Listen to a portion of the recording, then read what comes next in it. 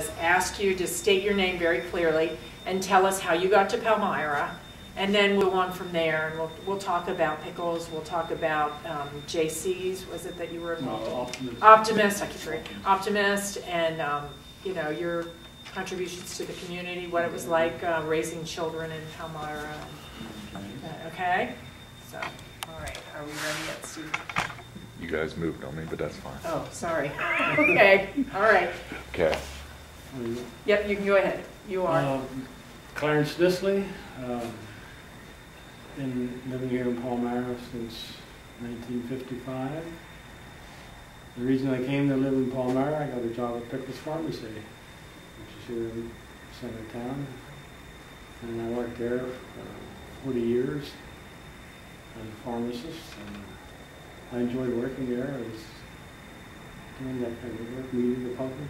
Was that your first job out of school, or how did you come to Pickles? Well, Mr. Pickle came to me when I was in pharmacy school. Okay. And he was looking for somebody and came to interview me. And I said I'd think about it because I had some other job offers. And then in the meantime, I went to the military for 4 years. And then afterwards, he still was looking for somebody. He had gotten somebody, but then he needed another replacement. So then I came here in July of '55 and been here ever since. So. Raised a family here? Yes, I have a family. I'm married and two sons. And one lives in Lancaster, one lives in Hummelstown now. We have 7 grandchildren. The oldest is a sophomore in college. The youngest is in first grade. Oh my goodness, So they we span have a pretty that. good spread there. So we had a good family. We enjoyed town. It's a good, quiet town. Had good schooling. Yeah, where we lived, everything was just so handy. You know, church and schools and doctors and everything was convenient. It was just a pleasant place to live, grow up. I can't. When did Mr. Pickle go into business? How long was Pickles in the square of Palmyra? I think he went in the early 40s, like 1941 or something. And was he from Palmyra? No, he was from down in Gap area, down in that area. I'm not sure exactly in Gap, but somewhere down in that area. How he got to come to Palmyra, that I don't know. But he was an import like me. Okay. And Because everybody talks about remembering Pickles on the square in Palmyra. Yeah, I mean, it was just a good place to come to visit. We had people from all over the area come in here. And people still say to me, "Oh, I know who you are." I said, "Well, where do you know me?" He said, "Well, you worked at Pickles." I said, "Well, that's right. You probably came in for the 5-cent ice cream cones." Okay. And that's what all of them say. Yep, that's what we did. I have a lot of people that remember us just for that. Now, as the pharmacist, you didn't have to dip the ice cream, did you? Yes, it did. It took my turn doing that. Particularly at lunchtime, we would take turns doing that. Back when I first started, they had open lunch in school, and the students would come in there for their ice cream, for the dessert, to go with their school lunch. And we'd get quite a few of them coming in there at lunchtime, and then they come in again after school. So it was a big thing. That was a busy place. Yeah. Okay. Were you the only pharmacist then on duty at the time? No, there was, well, one time we had as many as 5 pharmacists. Oh, really? At the peak, yeah. We usually had, on average, we had 3, but couple times we had a little over that. So it was a busy place, and we were kept busy, and there's always plenty to do. Well, now, okay, in Palmyra we had Pickles Pharmacy, and then McGee's, but that was a pharmacy too? That was not a pharmacy, that was what they call a cut rate store. He did not have a pharmacy department. Okay, so he had drugs like aspirin and things like that. Okay, so you were the only pharmacy then, until we started with Rite Aid? No, down about a block down in Niswin, I had a pharmacy. Okay. I don't remember his first name. Bob Nissley, I think it was. Okay. He had a pharmacy. He was a licensed pharmacist. And that was the only two actual pharmacies. In this There whole was area. a couple of cut rate stores, but no. But that was just interesting working, kind of work. I enjoyed meeting the people and enjoyed that kind of work when I started in it.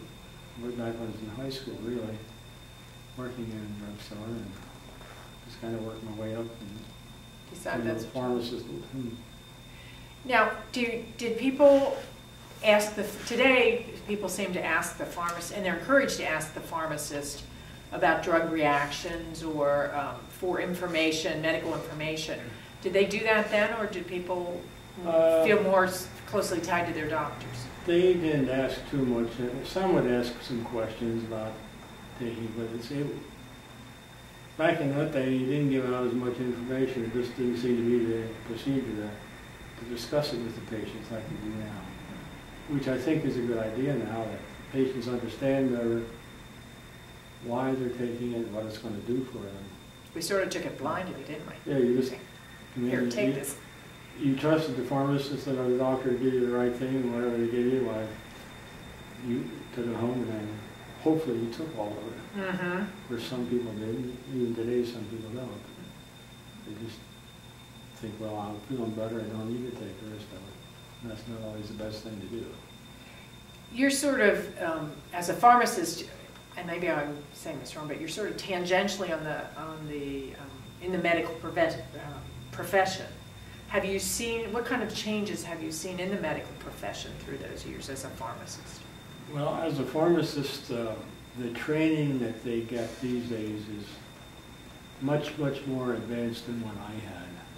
They get a lot more training in pharmacology of the drugs, because there's so many new drugs, and they have to learn what they're all about, what they're for, all the side reactions. And they have to be careful that they don't interact with some of the other drugs.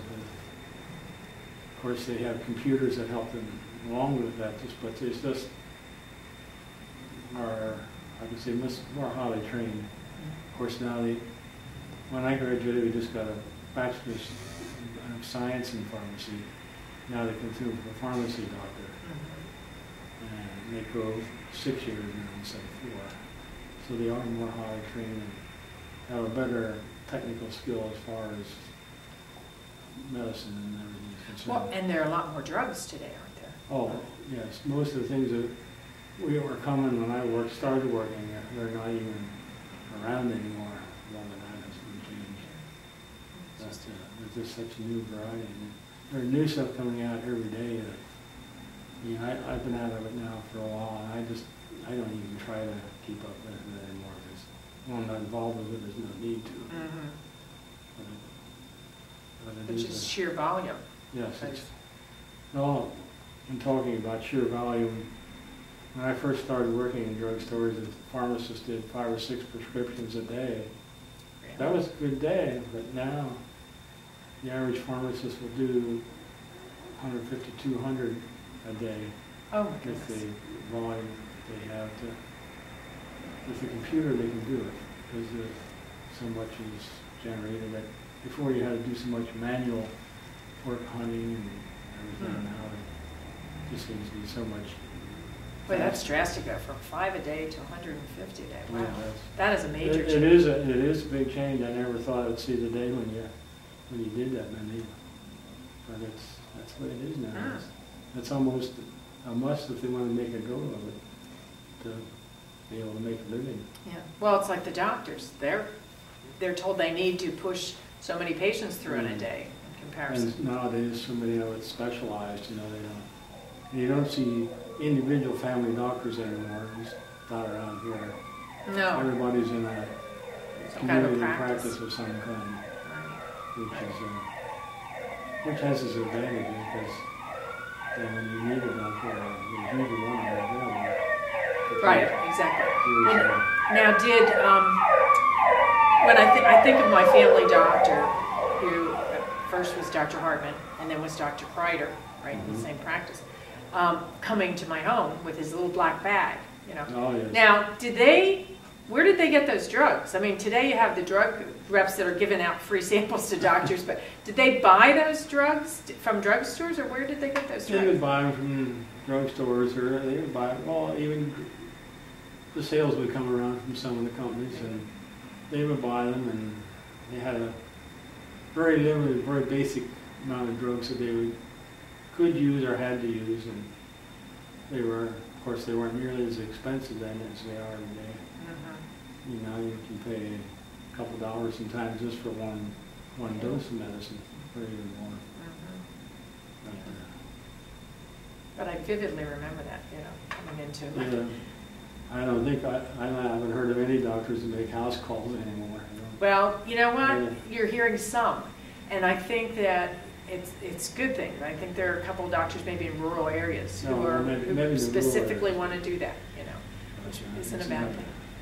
But I've noticed some doctors, they didn't have 5 to 7 hours. They worked till midnight, some of them. They'd call up and say, well, come in at 10 o'clock. Well, you might be seeing the doctor by midnight, if you were lucky. That's true. That's true. That's definitely a change. Well, let's get back to Palmyra and things that you got active in. Okay, so you had a full-time job, but you did some community service too. What groups were you in? Well, I was involved with the Optimist Club. I was involved in the Fair Company for a number of years. I was not actually on the firefighting crew, but I was with the fire police. I was with the Fair Company. I did that for 45 years. Yeah, it's a long time. I finally gave that up. My legs were getting to the point that it's too much to be out on the road. Did you get called away from your job then to go? At times I would go out, you know. Okay. Lots of times I'd go down to the corner where the fire company come out to just to direct traffic to get the trucks out. But you go all hours of the day to whenever you had to respond. And we were with the Optimist Club. I was with that quite a few years where we did a lot of work with the youth. And I had a term as secretary and as president there. So. Was it a Palmyra Optimist Club? Palmyra Is there still a Optimist. Palmyra Optimist Club? No, there's not. I think the closest one I think is in Hershey, like Hershey Homelstown group, I think. Okay. I'm really not sure. So you didn't combine with anybody else? Excuse me, no. Okay. What kinds of things did you do for the youth? Well, we tried to have bowling and basketball and even midget baseball, that type of thing. Was that before Rec Association? Yes. Okay, so the Yeah, Optimists at that time we played didn't that. have a rec association in town here. And their object was, excuse me, was a friend of the youth. And we tried to do various things, and we'd have honor youth of the month or things like that. But that was, well, they haven't had an office club here now for quite a few years, unfortunately. But there's a lot of guys that belong to that here in town, and we had a group. That made a significant impact for the Palmyra youth at Yes. the time. And I've been involved in the church. I wore a lot of different hats at church, doing various jobs. Now, which church do you know? That was the Brethren of Christ Church in West Main Street. Excuse me. We were talking with the Kreisers about the churches that were prominent in the Palmyra. I mean, as I was growing up, the church was the center of your community. Well, it was actually, it was kind of known as a church town because our telephone exchange used to be Temple before they had all numbers. Oh, really? Yeah, it was TE. So that kind of shows you something there, that the phone company recognized that we were a church town, had a lot of churches. Oh, that's interesting. Yeah. Thank you for bringing that up. I had never heard that before. Yeah, that's how, when I came to town here, it was Temple, 83, whatever your number would be, and Right. The church where I'm going now, the Brethren of Christ Church, I guess it's public news now, we just made a deal to purchase the old Rainer store. Oh, really? Oh, this is hot news. No, I didn't know this. Yeah, we're planning down the road to do some expansion there, because we're just getting too crowded where we are now. So it's going to be quite a while till anything big happens. But Are you going to use the building until you might do? we'll be using where we are until we get something done out there, because until we buy it and get all the renovation, and that'll take a couple of years until it's, from what I've been told. Well, are you going to renovate it to like a fellowship hall type of a thing? They'll have a church service, right, hall, fellowship activities. Some sort of, that'll be kind of fellowship gymnasium type of hall. They can have a lot of activity going on.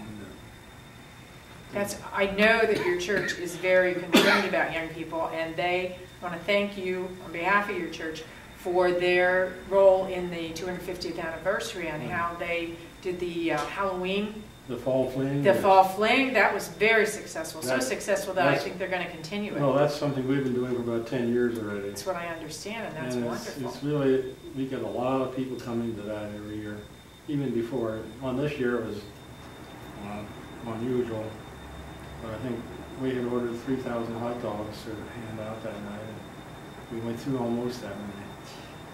And potato chips and soft drinks. But to do something constructive like that for the kids, where you don't have to worry about their safety and so forth, is just great. But this was so impressive this year. We took a couple of blocks, we closed up a couple of blocks of Cherry Street. We could expand and do something real. That's wonderful. Well, this is good news about Redner's, because I know people are all worried about, well, what's going to happen to that property. So that's the tentative thing that's going to happen now with when it'll actually come about. I mean, we just got the approval, so we'll have to wait and see how long it takes and what does develop, what's going to be like. It's kind of interesting now, the challenge of it. Oh, right. To see what. Well, you know, I was talking to Mr. Lehman earlier. Mr. Lehman used to farm that land. Do you know Earl Lehman? Mm-hmm. He used to farm that land, and it was his mother's father's farm, the Goodman farm.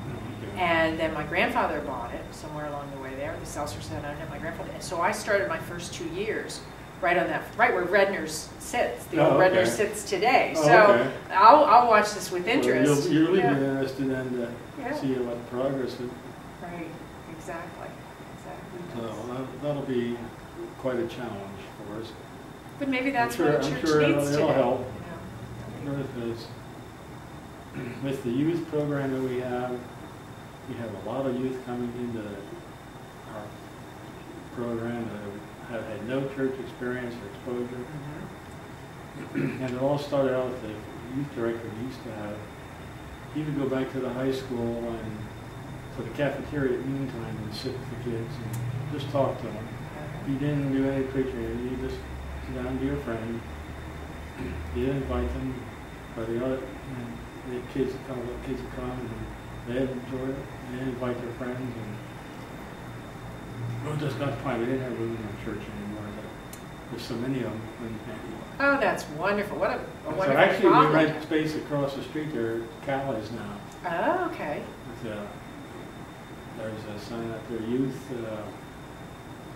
what is something about youth, but we have rented a big space in there that's for our youth program. So it's open to any of the youth in town that are interested in coming. Right. Even if they belong to another church, they can still come to your youth activities. So it's just amazing how it's growing, because for years we didn't have much of a youth program. We didn't have that many youth. Now we have a lot of new families, young families are coming in. Just coming so alive with involvements and everything.